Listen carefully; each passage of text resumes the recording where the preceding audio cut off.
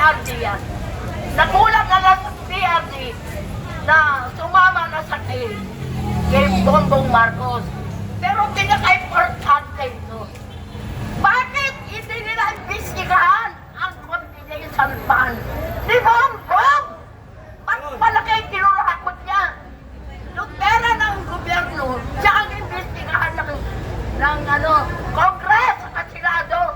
Eh, tahimik naman kasi, siyempre, kasakpi na yan mga yan. Matanda na ako sa politika. Panahon pa ng tatay niya. Marcos ako noon. Pero iba talaga si senior. Itong anak niya. Ito na ngayon, ito ang masakit eh. Ginawa mong unity silang dalawa. Paulit-ulit. Sinabi ni Sara, bakit hindi mo kunin si Isko? Si Gatsan, yung mga alipores niya na si Pacquiao. Eh dati yan, minumura nila si Marcos eh. Hindi sila Bongbong. Hindi sila. Yung Lenny. Kay Lenny lahat yan dilawan. Yan Channel 7. Channel 2. Ayaw nila kay Bongbong. Magnanakaw daw. Eh bakit kayo kasakpilan nila? Bakit? Ano nangyari? Pero ang masakit, yung binudol niya, si Sara. Pero mo, halikat pa kayo. Pagkatapos, nila-raidor mo, pinakukulong mo pa, nila-i-impit mo pa. Tapos si Duterte, nagpalibing ko tatay mo sa libingan ng mga bayani. Pinalibing niya at daming presidenteng dumaan. Bakit hindi nila pinalibing si Marcos? Si Duterte lang. Kasi mabait sila eh. Kasi kung masama ang ugali ng mga Duterte, ay hindi na daw pinalibing. Ay hirap ang mga... Tingnan mo ang bahay ng mga Duterte. Mansion ba? May kotse ba siya? Sabi ni Tiriling, naglago daw yung bangkong paulit-ulit daw wala nang magawa si Tiriling. Kasi hindi naman nananalo yan. Kakandidato, talo. Naku, hindi ako takot sa inyo. Matanda na ako. I'm already 76 years old. Ilocano nga ako eh. Eh di ba nagkakampi ko si Marcos? Ilocano ako, iba lang. From Region 2, Ilagang Isabela, Sumawini. Pero ayaw ko kay Marcos. Hindi ko gusto. Hindi ko matanggap. Yung ginawa niyang pagpupudol. Pinudol si Sara. Pagkatapos nakuha niya, itinapon na lang si Sara. Kung kayo kaya ang ginanon, pati ako. Ito ang mga kapatid ko mayaman. Nasa Amerika. Alam nyo, nung sumama ako kay Marcos, nag-vlog ako, nakita ako sa buong Amerika. At sabi nung kapatid ko sa Amerika, bakit si Micaela nag-vlog, makita namin? Sabi ko sa kanya, wag sumama kay Marcos. Bakit sumama? Ayan, wala na ako sustento. Dahil kay Marcos. Sumama ako talaga kay Marcos. Dahil sabi niya, naman ko, hirap nyo. 20 pesos ang bigla. Nasaan? Ito mababatay kayo sa gutom. Ang kamatis, 200 pesos ang kilo. Ang sibuyas, 200 pesos ang kilo. Wala yung hindi naman nagawa. Ito yung pagkain. Yung commodity natin. Talong, ang palaya, kamatis, lahat yun, mahal. Wala ka nang mabili.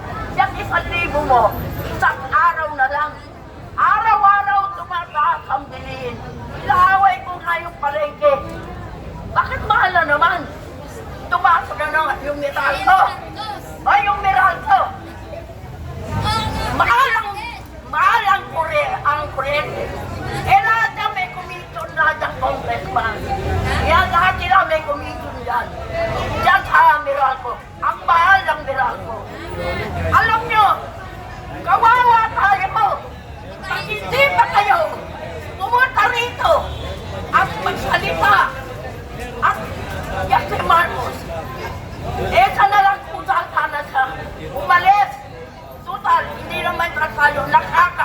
na. Ang Pilipino, nagugutom na. Wala nang mabili. Ano pang gagawin mo? Sasabihin, ibang baba ang presyo. Nasaan? Hindi na ako takot mamatay eh. 76 na ako eh. Paano pang matakot nung mamatay? Wala na.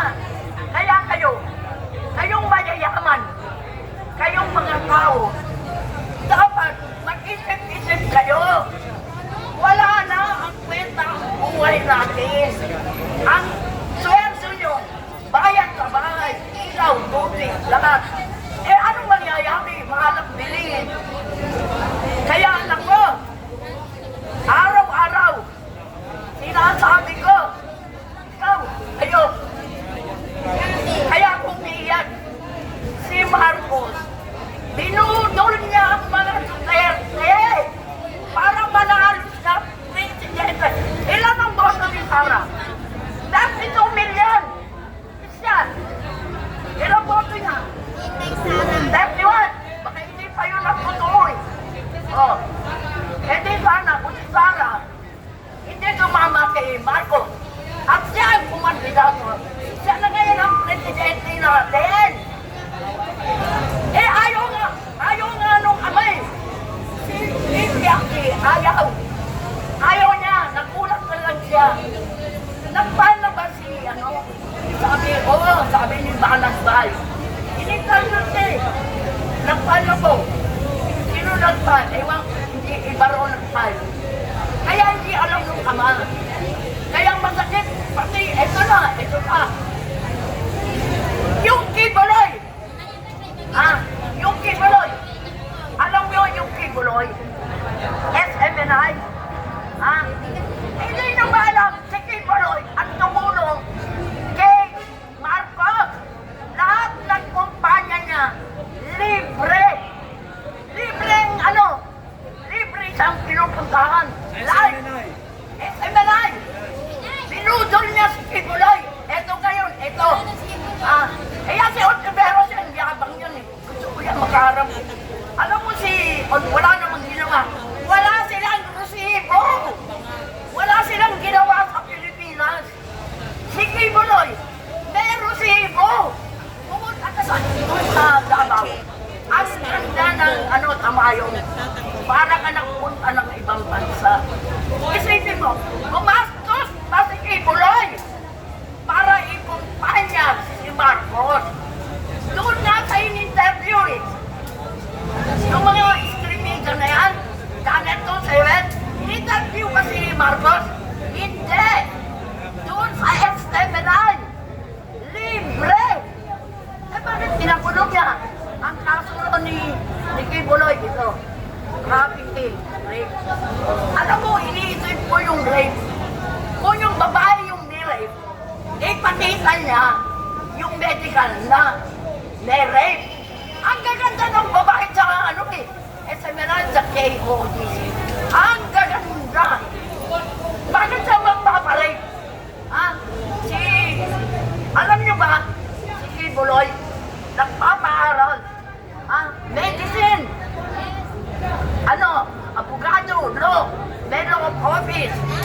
May law nag-aaral. Medicine. Lahat inaaral niya, may eskwela. Libre! Libre! Kibuloy! May resibo na! May resibo! Pero yung mga tumatakbo, may resibo? Yan si pangit na Pacquiao. May resibo ba si Pacquiao? Sila lahat nila. Kaya kayo, lahat ng tumatagbo lahat. Hawak ni Marcos. Magmula lahat doon. Yung kandidato niya. Mag-isip-isip kayo. Kung sino yung may resibo na nagawa na. Wala pa nagagawa yan. Tanda ko na eh. Paulit-ulit. Kandidato na naman. Alam mo ba? Yan si Bilay. Kaawayan ng Cayetano. Dati, si Cayetano, magkakaaway nila si Trillanes. Magkakampi. Kaaway noon nila si Bilay. Kaya wala eh. Yung mga yan, wala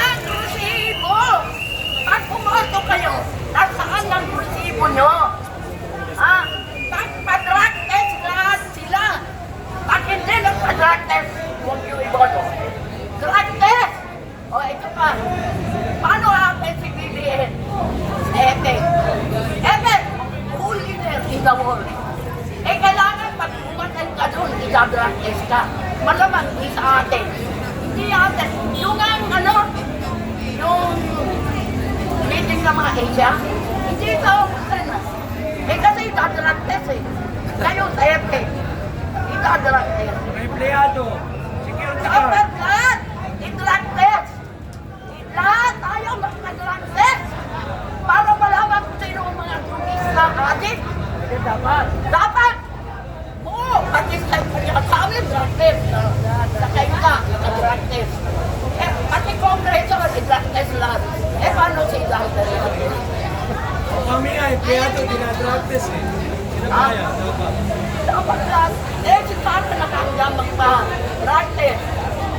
Sila ang ulo raw siya. Magpapatay, sila muna. Sila muna magpa-check up. Ito ang tanong ko, nasaan ang resibo nyo na may nagawa na kayo? Nasa resolution number 10. Nasaan yung resibo?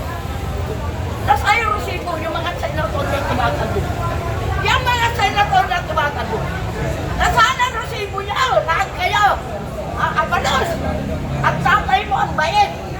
Dinato ko yan eh. Abalos ako eh. Ngayon nasira siya sa akin. Yung ginawa niya sa SMNI, hindi ko matay. Hindi ko kailangan tatay niya mabait. Bakit sa gayan? Eto, abalos! Anong nagawa mo sa Pilipinas? Nasaan ang resibo? Binay! Milyonaryo ka. Eh no, pinagtitintangan ka ni Trillanes na korap yung ama mo. Nasaan na? Nawala. Nawala yung issue. Eh kasi hindi na tumatakbo yun. Yung tumatakbo, na naman ang tinitira.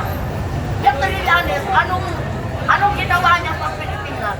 Nagpaharan ba siya? Nasaan ang resibo nila lahat na may ginawa sa Pilipinas? Wala! Lahat sinusubaybayan ko. Araw-araw ako nanunood. Araw-araw ko sumasabaybay. Kaya alam ko lang anong nangyayari buong mundo. Hindi nyo alam. Yung princess ng Japan, 23 years old. Hindi nyo kilala. Ang bait kayo princess ng Japan. Lahat alam ko. Yung si Dodozo, nag-uusap sila ng Thailand, Singapore. Bakit yung mga country yung pagbabayin? Murang ka sa sa Vietnam, saka Cambodia.